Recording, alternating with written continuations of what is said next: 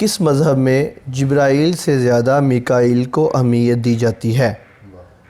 درست آپشن ہے سی، یہودیت۔ یہ وہ فرشتہ ہے جس کی خاص ذمہ داری صرف یہودی قوم کی دیکھ بھال تھی۔ اس کو مقرب فرشتہ بھی کہتے ہیں، اور یہی وہ فرشتہ ہے جس نے شیطان سے موسیٰ نبی کی لاش سے متعلق بحث کی۔ یہی وہ فرشتہ ہے یہودیوں کے ہاں جو بیابان میں نبی موسیٰ سے ہم کلام ہوا تھا، اور مکاشفہ کی کتاب میں ہے کہ میکائیل نے دوسرے فرشتوں کے ساتھ ابلیس اور اس کے حواریوں سے جنگ لڑی۔ نیکسٹ ہے جی، حضرت موسیٰ مصر سے نکل کر کس ملک گئے؟ درست آپشن ہے ڈی، مدین۔ مدین میں 10 سال تک حضرت شعیب علیہ السلام کے پاس رہے۔ بعد ازاں حضرت شعیب کی بیٹی کے ساتھ حضرت موسیٰ کا نکاح ہوا، قرآن پاک میں ذکر ہے یہ، اور 10 سال رہنے کے بعد وہ دوبارہ مصر آئے، اور واپسی پر جب وہ کوہ سینا وادی سے گزرے تو خدا کی طرف سے نبوت سے سرفراز ہوئے۔ یہ پوری تفصیل ہے نبی حضرت موسیٰ اور کس طرح وہ ایک آدمی کو وہ مکہ مارتے ہیں، قرآن میں آتا ہے فَفَقَذَهُ فَقَذَا، اس کو مکہ مارا جو کہ قبطی تھا اور ایک ان کے اپنے خاندان کا تھا۔ پھر وہ چلا گئے اور مصر گئے، مصر سے نکل کر مدین گئے، اور راستے میں پھر ان کی بیٹیوں والا واقعہ، وہ پانی پلانے والا واقعہ تفصیل سے آتا ہے قرآن پاک میں، جو ہمارا موضوع محل نہیں ہے۔ تو بہرحال 10 سال تک حضرت شعیب علیہ السلام کے پاس رہے۔ کہا جاتا ہے کہ حضرت شعیب علیہ السلام نے حضرت موسیٰ علیہ السلام کی جو تربیت تھی، روحانی تربیت، اس پر فوکس دیا، اور یہ 10 سال کا جو ڈیوریشن ہے یہ بڑا اہم ہے۔ اگر آپ دیکھیں موجودہ دور میں جو ہمارے مدارس میں درس نظامی کروائی جاتی ہے، اس کا ڈیوریشن 8 سال کا رکھا جاتا ہے، اور اگر قرآن پاک میں حضرت موسیٰ کا جو واقعہ حضرت شعیب کے ساتھ آتا ہے تو انہوں نے کہا تھا کہ 8 سال تک لازمی ہے، اور اگر تو 2 اضافی لگا دے تو یہ تیرے لیے بڑا بہتر ہے۔ تو مدارس کا جو سیٹ اپ ہے اگر آپ غور سے دیکھیں تو عموماً جو درس نظامی ہے وہ 8 سال کی ہے، اور جو بعد میں تخصص کروایا جاتا ہے وہ 1 سال کا ہوتا ہے، دورہ حدیث، دورہ قرآن جسے کہتے ہیں۔ تو بہرحال یہ اسی کی طرف ایک نسبت ہے، 10 سال کا ڈیوریشن، یہ بڑا اہم ہے۔ تالمود کس مذہب کا فقہی لٹریچر ہے؟ درست آپشن ہے ڈی، یہودیت کا۔ تالمود یہ عبرانی زبان کا لفظ ہے جس کا مادہ ہے لمد، اور عبرانی میں لمد کے معنی وہی ہوتے ہیں جو عربی میں لمز کے ہوتے ہیں، یعنی کہ لمزہ یلمز تلمیز، کسی کے سامنے دو زانو ہو کر بیٹھنا، کسی کے سامنے گھٹنے آپ کہہ لیں کہ جھکا کر بیٹھنا اور بطور شاگرد بیٹھنا۔ تو تلمود یہودیوں کا مجموعہ قوانین ہے، 36 جلدوں میں ہے، اور اس میں 1,800,000 الفاظ ہیں۔ یہ صرف ایک زمانے کے نہیں بلکہ ہر زمانے میں ہونے والی ڈیبیٹس، ریسرچ، خیالات اور ہدایات کا مجموعہ ہے۔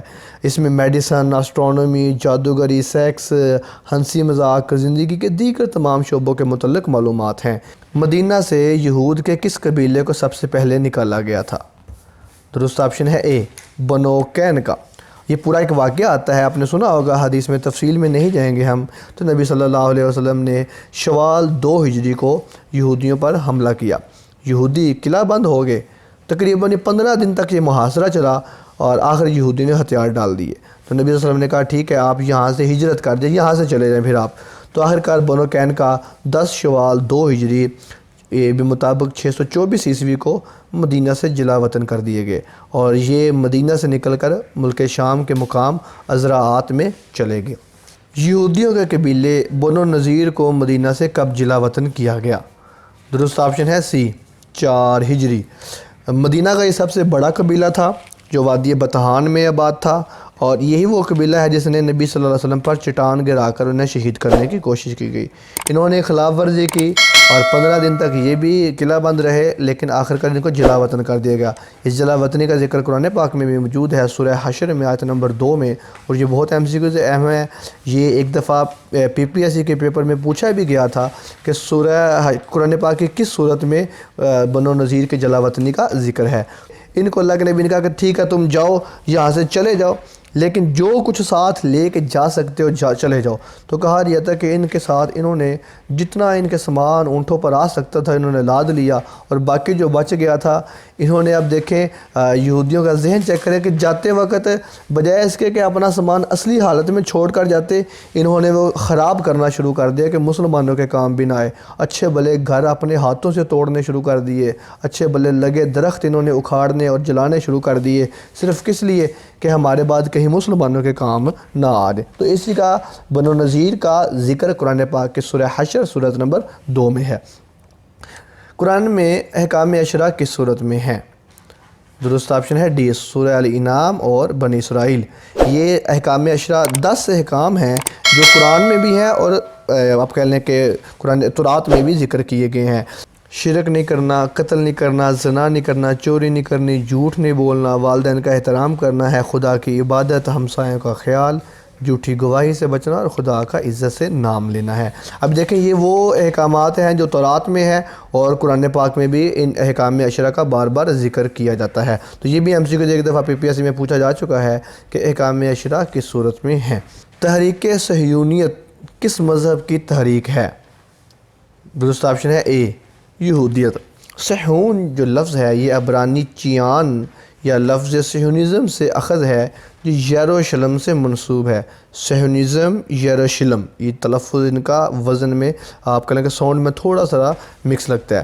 یہ سیاسی تحریک ہے، باقاعدہ اس کا آغاز جو ہے ایک آسٹریائی صحافی تھا تھیوڈور ہرزل، اس نے 1897 میں کیا۔